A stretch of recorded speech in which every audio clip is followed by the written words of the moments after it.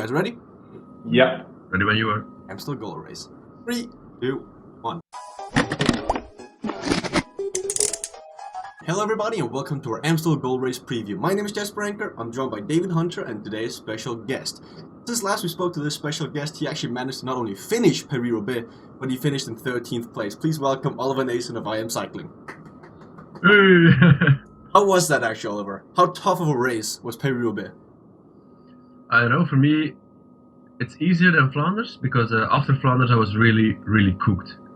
I was just like, I could barely speak anymore, but after Roubaix, of course, I was of course tired, but was different than after Flanders. My legs were not really finished, but it's also because I couldn't ride in the group with Sagan because we had two guys in the front. Maybe I could save more energy, which kept me a little bit fresh. So you finished 13th in Roubaix and wasn't cooked. No, I look forward to seeing what you can do next year when you actually get cooked at the end of Roubaix. yeah, I hope I can do better. Amstel goal race. You were actually here last year, Oliver. Talk us through what happened last year. Last year I just finished the race, but nothing more. I was a little bit finished from doing a lot of races and also the Flemish Classics. So for me, I started and I finished, so I was happy with it, but I want to try to do a little bit better this year. Did you get to rewatch the finish or the finishing on the Kouwberg? Yeah, I watched the full broadcast of last year, and I noticed something funny. The Belgian commentator, he said on Kutenberg, which is like 4th to last climb or something, he said now the race can really start, and then I remember, oh shit, this is where I got dropped. So it was actually pretty funny. David, give us a race recap. How did Kwiatkowski win last year? A lot of people complain about the Ardennes and say they're boring and it's all about the last climb. Last year wasn't. The organisers have done a good job. We do the lap circuit now with the Kouwberg, but also we've got a lot of climbs. It's 34 climbs in total. There's some short, there's some steep ones as well. We saw a very good group going off the front, which included David Tanner, Simon Clark. Then they were joined by Nibali. Diego Rosa was there, he crashed quite hard. Kelderman was there, he went off the road and couldn't rejoin them. Tony Martin made it across, Damiano Caruso, who also crashed, and Alex House. So it was a strong group that got away, but BMC, they weren't involved in it, they weren't interested, they wanted to bring it back for Gilbert. We had later attacks. Fuglsang went on the attack late on. Van Avermaet went across and just sat on his wheel and really pissed off Fuglsang. Understandable because that was his job, but you could see on the footage just how annoyed Fuglsang was. He was furious with him. Then we had, I think it was Selvaggi attack. Hermans did the same thing, just sat on him. Then the bit that I love, which is the sprint for last time up, the Kouwberg, it's downhill into it and it's just fast, furious. Get down to the front. BMC did the same tactic as the year before, which was they launch a rider up attack. Everybody else has to follow. Then Gilbert launches the big one. And last season, Matthews followed him, and he was so close to dropping him. It was within about a second more of Gilbert full power, I think, would have dropped Matthews, but somehow he hung on. The fact that he hung on killed his sprint. He only managed to finish third in the sprint, Matthews, against riders who were slow. So it kind of came back together on the top of the final climb. You have that 2K run to home now, which sometimes kind of kills the race a little bit. The riders were all looking at each other. Nobody wanted to attack. Kwiatkowski won the sprint coming from quite far back. It was a good sprint. He did really well that day. Always nice to see the world champion winning a big race. Talk us through the circuit, or at least the main profile of the race, Oliver. Amstel Gold Race is a race with a lot of corners, and I do mean a lot. It's the most I've ever seen in a race. Like last year, for me, I didn't really know the parcours because I did the reconnaissance for all the Flemish Classics, and you can do them also. Amstel, we didn't do. And I remember sometimes coming out of a corner and then riding into this wall and thinking, shit, here I should have been 100 places more in the front. And I think this is a little bit the main thing in Amstel. it's all about positioning. This is the main thing I remember. The race itself was okay. It was not too hard to follow until kilometer 200, and then the pace went really, really up. All the big teams had to be in the front all the time, and they just didn't slow down anymore since then. And it's also a race that gets ridden in the back of the peloton. It's not, of course, there are attacks in the front, but most of the time they're not decisive in this race. But it's always how long can you survive when you're in the back. And this gives us a really small peloton to the bottom of the Kouberg, and then it's just the big guns who go. And we have like two types of riders who can do this Kouberg. You have the type of Gilbert who punches and drops everybody, and then you have like Matthew Swift who just hang on and try to do the sprint. So yeah, we'll see what happens Sunday. But David, he mentioned the length, which is above 200 kilometers, and the Kouberg. How do those mesh together? Like, how do you take on the Kouberg after that many kilometers in the saddle? It's the fourth time as well. We're not just doing it once. From about kilometer 200, so you're talking 251, 255 kilometers in total. The race maybe 250, 251. We have to take Pennerberg, which is 10%, Kreuzberg, which is 8%. Eiserberg, which is 7%. Those are the real steep ones. Then we'll have a couple of less steep climbs. Then we do Kouberg, then go Hemmerberg, Bemmelberg, and then back Kouberg. So it's just, it's climb, and that's what we like to see. So it does present the opportunity for a Nibali, a Kelderman, a Tony Martin.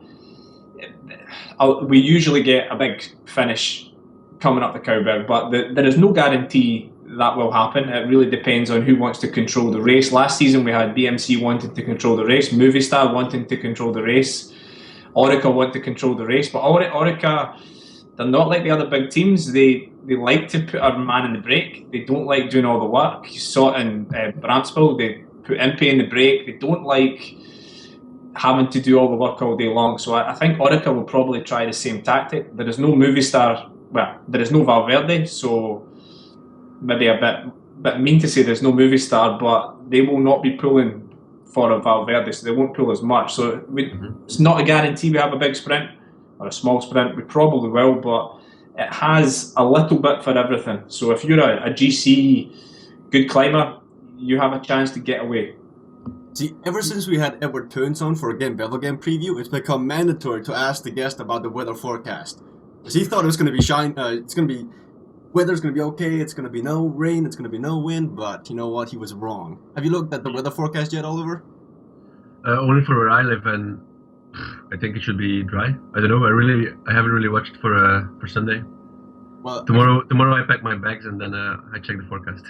Well, you're Belgian, so I mean it doesn't matter that much for you. I talked to Carly last week and she doesn't really like the rain, but it's gonna be, the prediction is it's gonna be sunny and it's gonna be okay for you guys out there in the saddle.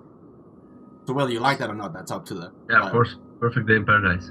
Let's start list. Let's talk about that. Last year's winner, Michael Kwiatkowski, now on Sky, David. How does that affect him? Well, he's already won a big race this season.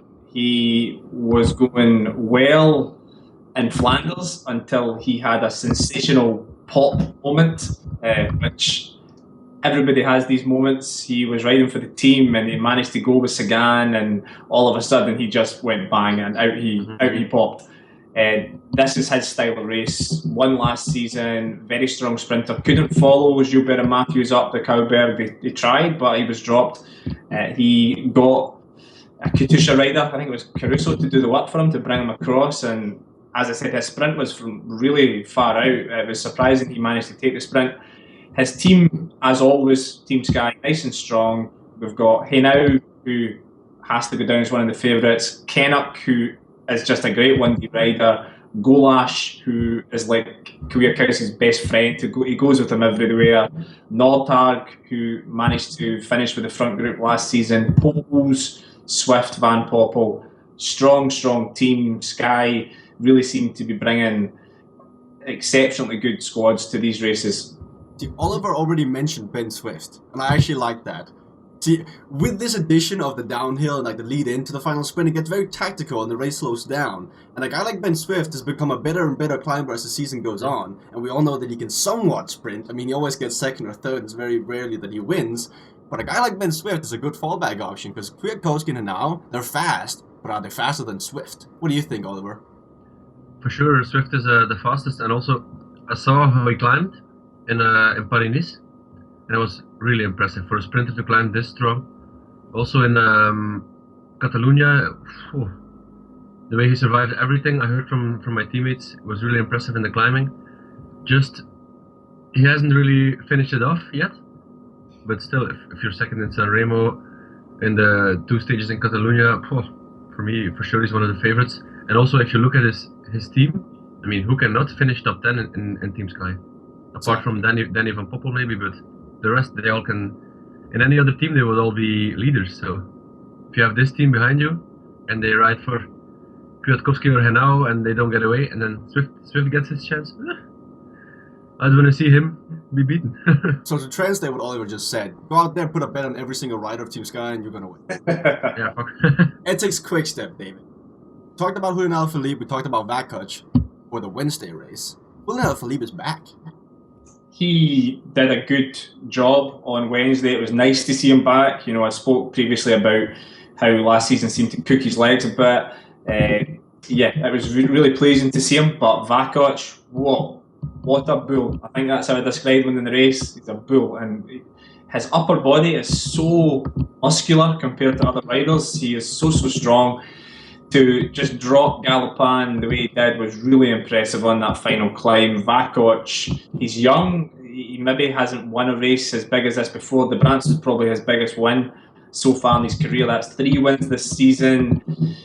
Very impressive young man. The way he went up that final climb, there is every chance he could follow the big attacks. See, it's 10 years ago from this year's edition that Frank Slek won Amstel Gold Race. We've been asked to talk about the Luxembourg riders in this race. So there's one, Bob Dungles, on Ethics Quickstep. Does he have any shot at actually winning this 10 years later, David? He's probably going to have to be working for Alaphilippe and Vakoc. But Dungles is another really impressive young rider. Patrick Lefevre has been on a lot talking about how good their young stars are, and he is quite right. Alaphilippe, Dungles, Vakoc, they have 3 seriously talented young individuals here, but I think Dungles will probably have to work for their 2 better options. Is there anything you'd like to add to Ethics Quickstep, Oliver, before we move on? Totally agree. Jungle is big talent, but he's never going to be a leader in a team with Alaphilippe, who, let's not forget, finished second in Flèche Wallonne and Liège last year, so huge talent. He's strong, but yeah, he has to work, so no way he does a result for himself, I think. And the rest of the team, they're strong as always. I've been looking forward to this preview for one reason, and that's looking at the Orica-GreenEDGE start list. Because they're bringing both Michael Matthews and Simon Gerrans, and those 2 guys are butting heads like never before. Even Michael Matthews went out of his way to tweet congratulations to Luis Lin Sanchez when he beat Gerrans the other day, which is very, very funny to follow. Oliver, talk me through Orica-GreenEDGE. Who are they going to go for, Matthews or Gerrans? I think Matthews, he has the first number on the start list. He's number 31. He's going to be the leader, but it wasn't so impressive in Flèche Brabançonne as we're used of him, And I think Gerrans, he was strong in País Vasco with a 2nd and 3rd place. I think he's going to be stronger for this race than Matthews, but I don't know. I thought they were good friends until this season. Something must have happened. They seem to hate each other. What happened last year, David? It all started to go wrong at the Giro. The hard climbing day that Gilbert actually won the stage, the team decided to go for Gerrans over Matthews. Matthews wasn't very well pleased. That continued on to the World Championships, where it was probably a course that suited Matthews a little better. The Australian team split the team, and the Australian management decided to split the team in half. Half rode for Gerrans, half rode for Matthews, which is crazy, absolutely crazy.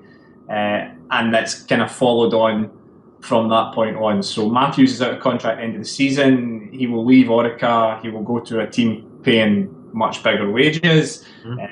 And they go in as co-captains. They won't work for each other. What I'm told is that Gerrans has certainly worked in the past for Matthews before, but Matthews from now on does not want to work for Gerrans, and that's where the issue kind of lies. So not the best of friends anymore, which is a shame considering they're two really talented athletes. Strong team. Adam Yates, watch out for Adam Yates. He was going really well in Pevasco. Albacini, he was honing his form there too. Heyman, obviously, off the back of Paris-Roubaix. Impey, strong team. How did they play it? Matthews cooked himself last season. I think Gerrans should be the man that goes and follows Gilbert. And then if he's there, we'll just see if Gerrans works or not, because the plan would be if Gerrans matches the attack, we will wait for Matthews for the sprint, but I don't see Simon waiting about for his pal. Fun fact, actually, that whole scenario in the Giro d'Italia was actually caught on camera, or at least the last end of it, where they interviewed, or Dan Jones, the guy behind the backstage, just asked Michael Matthews, how do you feel about today? And he's like, you know what, I want to win today's stage, but the management has other plans for this stage, so I'll just go out there and ride. And to have that in actual video says a lot. Yeah, Orica, I saw what you saw as well, Oliver, that in the Barbange de PL, Matthews had trouble going up that final climb. Like, he was falling back when he should have been with the best, and in the end, he was actually outsprinted by a certain Brian Cocard, David, which was very impressive. So Matthews not looking like on his usual form, but that team going into the race, who knows? You both seem to have Gerrans, or no, wait. Oliver, who do you say they're going to go for? I think they're going to go for Gerrans, yeah. Who do you say, David? I say exactly as I said it. Gerrans will follow the climb, and they will expect him to not work and wait for Matthews to come. And I say Gerrans is going to be the leader as well. Moving on, Lotto-Soudal. They're bringing Tish Benoit, Tim Wellens, Tony Gallopin, Jelle van der Dert, and Lektar. Again, a strong team, David. Talk me through their team. Yeah, I would say they have three options: Van den Dert, Gallopin, Wellens. Wellens, very strong in Pevasco, continued on Wednesday. He seems to have very, very good legs just now. Of the three races coming up, this is, for me, the race that he has the best chance of winning.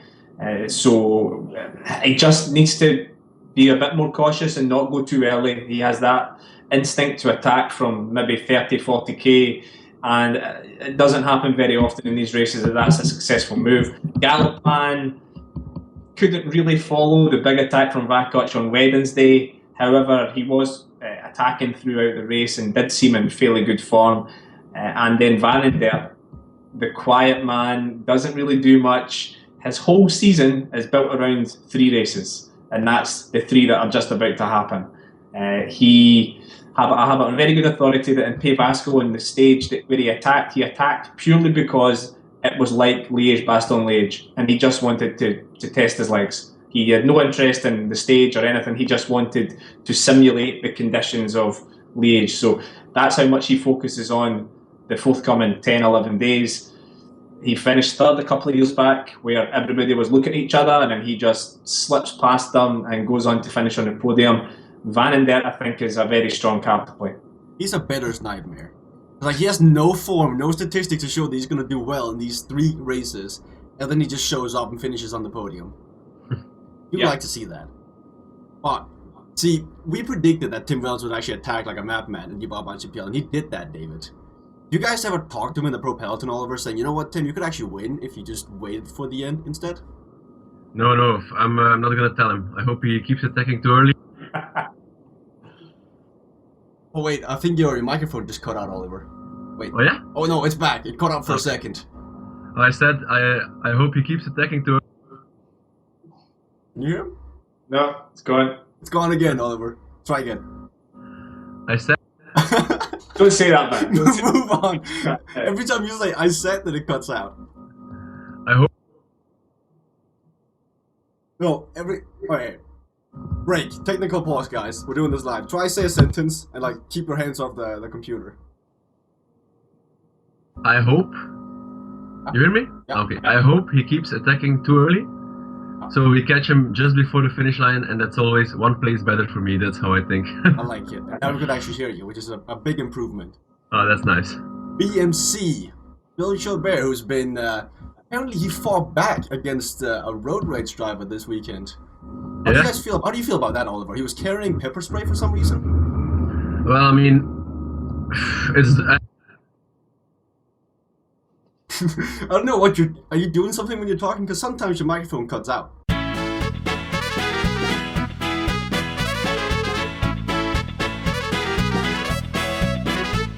Stars, winner, go. Speed preview, BMC, Gilbert, so on. Pepper spray. Do you think it's a good idea, Oliver, to ride around with that? Oh. Take 4. Bill Gill crashed. He had a road race incident, and he had a pepper spray in his pocket. What do you think about that? I have mixed feelings about it. I mean, it's so dangerous on the road sometimes. We sometimes get cut off by automobilists and stuff, so it's just really dangerous, and it can be really frustrating. So I kind of understand Gilbert trying to defend himself a little bit, but pepper spray, I mean, it's like for old ladies and stuff. See, how would you defend yourself then? That's the question. In a legal manner.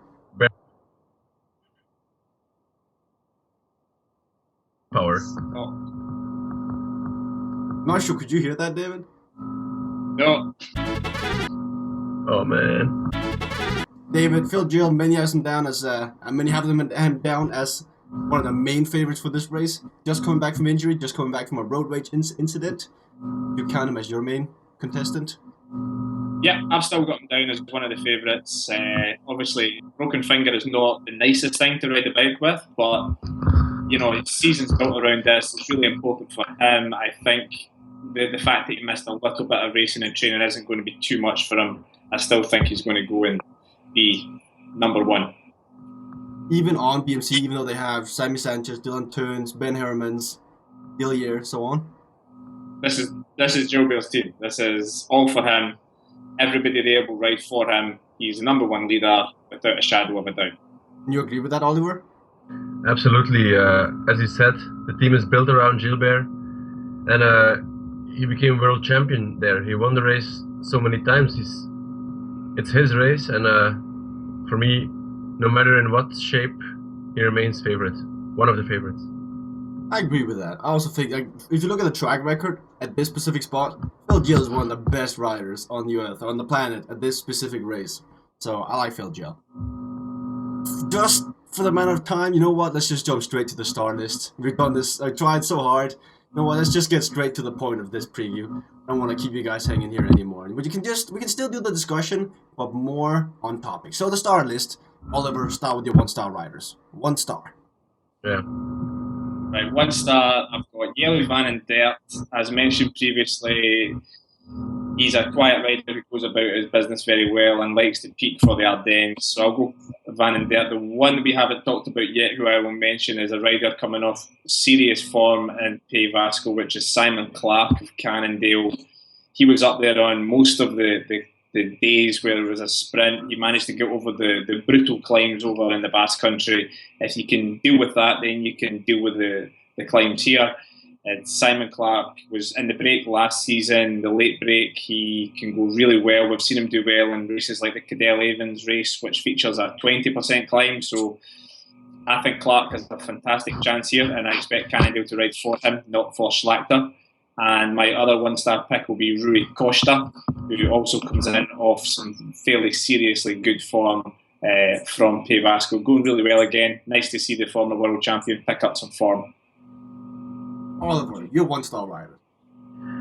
Rodriguez, Guessing, and Alaphilippe. Explain the guessing pick, because that might look weird to some guys out there. Previous races, strong in the mountains. I think he can do well. He can do big result for me. So, 1-star riders for me: Rui Costa, Alaphilippe, and Gasparotto. You doubted Enrico Gasparotto, David, last Wednesday, which was yesterday. He did well. Did he win? Did I miss something? I think he was so close. He did so well. And you know what? The track record here at Amstel Gold Race is really, really good. Last 3 years, he's finished 8th, 8th, and 9th. You know what? With the form he's got right now, he can step up and do even better. Julian Alaphilippe, great rider. He's got potential, but I think they'll be riding for another rider. Rui Costa, shame of his life. I've never seen him ride better than this. And what we saw in Vasco, he was so close. And if just the conditions are right for him, he'll be there after the Cowberg. Can he outsprint some of the other guys there? That's the question. But he'll definitely be contending. 2-star riders, David. Peter Vakoch, The Bull, Tim Velens, and Sammy Sanchez. Sammy Sanchez. Sammy Sanchez, pulling back the years, took his first win in over 3 years a couple of weeks ago.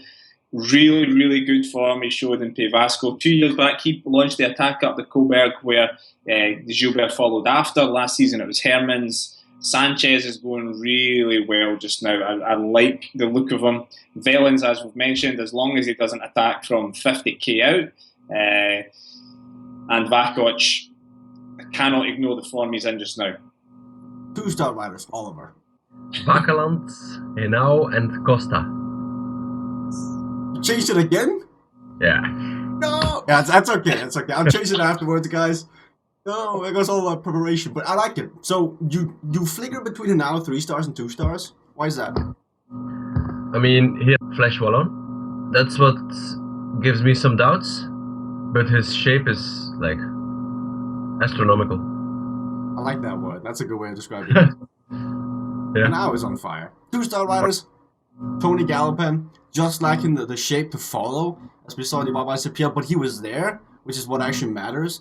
And if his form is going upwards, then he should be getting ready to peak just about now. I like what I saw from Tony Galopin in the Baba CPL. Peter Vakoch, you gotta have him on your list. He's one of the riders that could go alone up the Cowberg, or at least on the descent, go alone to the finishing line. And then I have Michael Matthews at 2 stars, because he's not the rider from Orica that I think will do well in this race. Look at another rider. 3 stars, David. Matthews, you're crazy. Kwiatkowski, Phil Joe. 3-star riders, all of them. Take 5. Take it again. I think he's saying Kwiatkowski, Gerrans, Philip Gilbert. Yeah. Okay. My 3-star riders, Phil Gilles, Michael Kwiatkowski, and Simon Gerrans. I like the pick. Now the question is, who's going to win this race, though? And I think we'll go opposite order, David, so you'll be last this time. And I have a certain feeling that Phil Gilles will win. He'll come back. If he was really that angry at that road race driver, if he can take that anger, put it in this race, and just go on to win, I like what I'm seeing. Even though he's got a finger injury, he's still the king of the Cowberg. He will take that, and he will win here on Sunday. Who do you think will win, Oliver? I agree. I agree, and I like it. David. These are both crazy. Rider of his generation, Michael Matthews, number 1 for Orica. He will win this race, and it won't be hard. Has to be Matthews. Has to be Matthews. It won't be hard. Why wouldn't it be hard for Matthews? He's a sensation. The Orica boys will blitz it into the bottom of the Cowberg. He has Gerrans, he has Albacini. Gerrans will be told he will do the job that is expected of him, and Matthews will clearly be the fastest in the sprint. He won't waste his energy like last season. He's 1 year older, 1 year wiser. Time for a big win. On that note, guys, I'm very, very sorry for today's mishaps. Hope you can enjoy it. I highly recommend go watching the video afterwards, because I bet you it's going to be a funny highlight video. I know I'm going to have fun editing that tonight, so thank you very much, Oliver. I'm very sorry that Skype is like this. For the future, we should probably look into an alternative, just to have something ready. That's not my fault. But, that note, tomorrow, guys, we'll have Hugh Carthy here, previewing Giro del Trentino? That's how it's pronounced, yes. Great race, Hugh Carthy, the man of the hour for País Vasco, I think it was, or was it Catalunya? Catalunya. Great rider, on the up peak.